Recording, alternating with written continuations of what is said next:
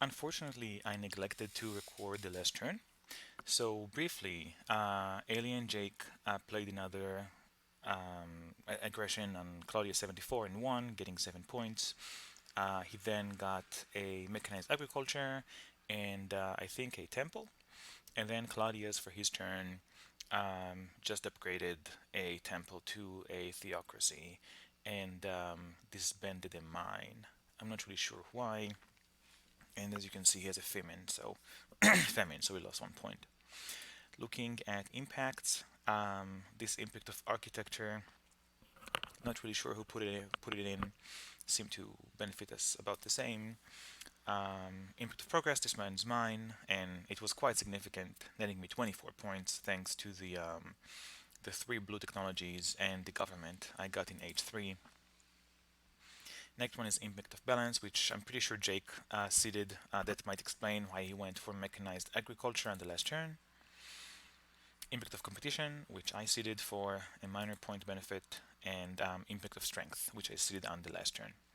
So overall, I seem to have won by um, a bit shy of of 43 points. Yeah, so by 43 points. So a few notes about the game. Pretty straightforward game. Nothing crazy happened like a crazy iconoclasm, killing Napoleon, or any any super early points rushes. Pretty stable infrastructure game. We got H2 at around turn 6, we got H3 at turn 11, and H4 at turn 15. I pretty much focused on infrastructure for the entire game. This is pretty much my game style. I'm an infrastructure player. I'm much less experienced with going for early points or early military. I've been very conservative with early game events, which I think paid off since I was behind in military most of the game. I would say that Jake pushed most of the early game events, and then Claudius seeded some more. I'm pretty happy with my timing. Monarchy and democracy, pretty standard. I started pretty low on military early in the game, and I was actually lucky. Jake was aggressive with events, and fortunately, very few of them were strength-based events, so I wasn't really punished that much for the low strength early on. I think that one of the major turning points were declaring a war of technology on Claudius, and he was about to start the Eiffel Tower, and I declared that war, and I have to say that he really disintegrated after that. Plus, it gave me a nice points boost for some of my technology. I think that the second turning point was ditching Napoleon for Einstein, especially as there was a war going on. So I think it was mostly a move about flexibility, and I could have chosen to wait for another better leader from H3, but just getting Einstein made sense. Did I need that war on culture? Not really. Even without the war of culture, I would be 20 points behind. Claudius would be 20 points ahead. Doesn't really matter. Likewise, did AlienJake benefit from his aggression? Not much. This shows the power of Gandhi. AlienJake spent 2 political actions and 8 military actions just to land one armed intervention. So, didn't really matter that much. Of course, always easy to say in hindsight. I did do, I'm sure I've done many mistakes, a few notable ones. Even going to the beginning, I'm not sure that, whoops, sorry about that. I'm not sure that getting pyramids over Hammurabi was the best idea. I ended up with Homer. I couldn't use any of his stones. I only used his stone once, and it did put some pressure around my pyramids timing. I missed on a on one of on wave of nationalism.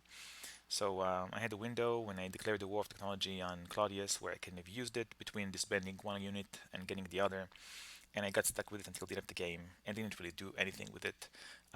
That ore could have been critical later on, so who knows how many points that cost me.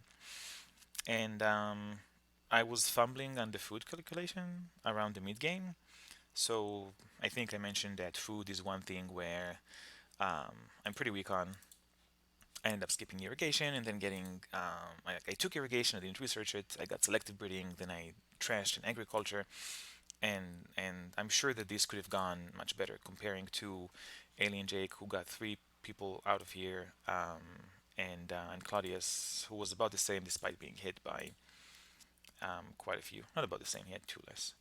But yeah, comparing to Jake, I could have done better. Looking at the opponents, Jake's opening was pretty confusing. I'm pretty sure he wasted a few turns there.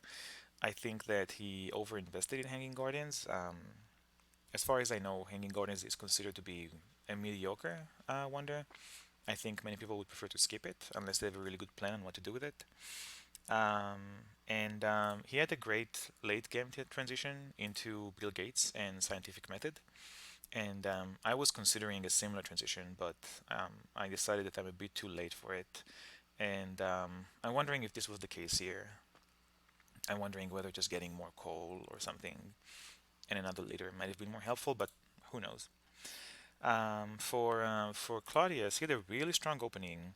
He got a lot of points from Genghis Khan, and I was a bit confused by his H2 leader timing. He got a pretty late Robespierre going that he could not use until H3, and I think that going for the Eiffel Tower was way too greedy. It's always difficult to know with Eiffel Tower. It's such a powerful wonder. It can net you a lot of points, but it is quite a commitment. And as I mentioned, he took that. I declared the war, and he sort of disintegrated after that, dismantling way too much infrastructure for defense and building the Eiffel Tower instead of rebuilding it. So overall, a good game.